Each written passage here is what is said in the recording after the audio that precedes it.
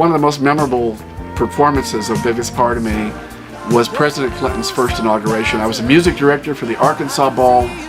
The Clintons were coming out to do their first presidential dance, and I sang this for them. And within the first few bars, President Clinton spun around right in front of me and says, he goes, I love that song.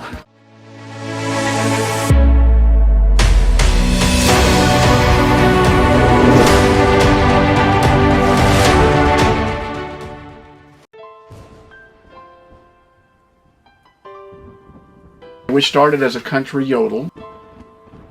We opened for Fleetwood Mac, we opened for Rush, Blue Oyster Cult, the Beach Boys. The bass player Joe Puerta came up with this kind of a hook, and then I kind of wrote a song around Joe's chorus and played it for Herb Alpert, and he said, I think you could go more R&B with it. Of course, he was right. Holding On to Yesterday. And that was, believe it or not, 1975.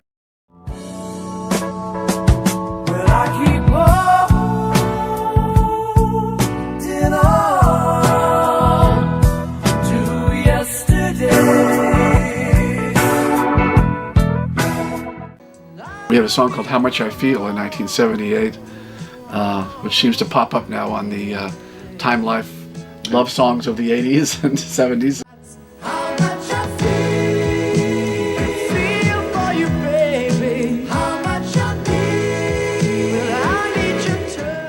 Here we were a progressive rock band, but I kind of wrote these love ballads. Here's a place where we both belong. I know you're the only woman that I'm dreaming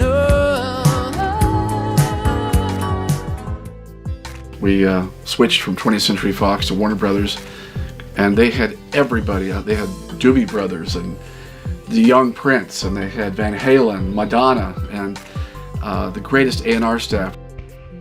It was 4th of July in 1979, and waiting for my family to get in the car to go to a 4th of July celebration in Malibu. And they were taking too long, and I realized I'd left all my gear on in the studio. So I run back to my separate studio building and just sat down at the piano for some reason, and the chords popped out, and I kind of went, uh-oh, where's the tape recorder? And I turned on my reel-to-reel and wrote the chords and the melody to Biggest Part of Me, literally 5-10 minutes. A substantial portion of the lyrics just kind of fell out, and turned off my machine, heard the car horn honking, they were waiting for me. It's one of those things you wait for all your life, but it seemed to just fall out. I wasn't happy with the lyrics, so I actually played it for Mike at his home. We've been touring a lot together, we were writing for the first time together, and said, I wrote this song and I don't like these lyrics, but the song is pretty cool. And Mike heard it and said, are you kidding me? This is probably the reason the song's going to be a hit. For me, I'm a perfectionist, so I thought they were too Holiday Inn sounding, too Hallmark card sounding lyrics.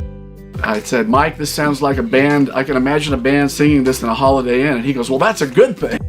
Of course, Mike was right, but I was wrong. I said, well, would you try taking a shot at the lyrics? And he said, sure, and I didn't hear back from Mike for like 4.5 months. And the record was mixed, released, entered the charts at 40 with a bullet, and I get a call from Michael McDonald at about 2 in the morning. And I'm like, hey, and he goes, hey David, you know that song you're working on? I'm like, yeah, Mike, where are you? He goes, oh, I'm in Milwaukee or something. I got the lyric idea finally, and he goes, well, I go, what is it? He goes, well, let's call the song The Heart. It's the weakest part of me. And I said, man, that's a great idea, but guess what? The single came out last week. And he goes, see, I told you that was going to be a hit.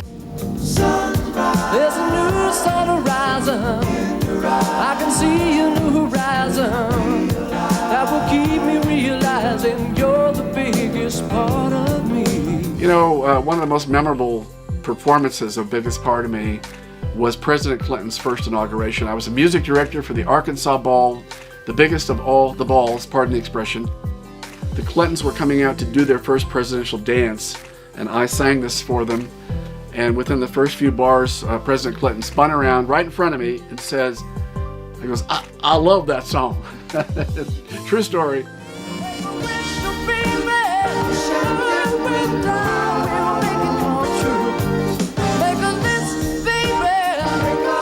of the things